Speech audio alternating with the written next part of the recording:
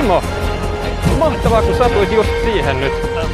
Kuuntele, mä oon saanut mahtavan idean. Me voitais tässä nyt ihan heti melkeinpä mitata maapallon halkaisia.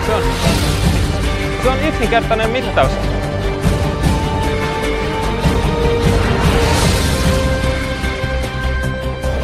Toinen meistä lähtee Lappiin, toinen pysyy tässä. Sitten mitataan auringon kulma ja se erotus kertoo meille maapallon halkaisen. Ihan niinku Eratosthenes aikoinaan.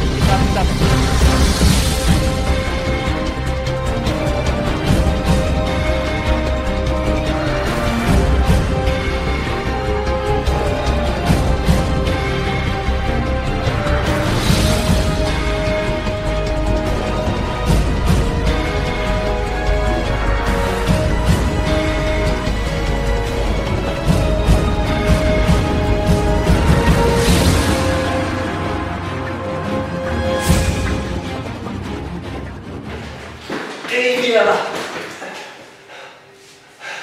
Sori, sä oot vähän myöhässä, että mä en voi ottaa noita vastaan. Parempi onni ensi viikolla.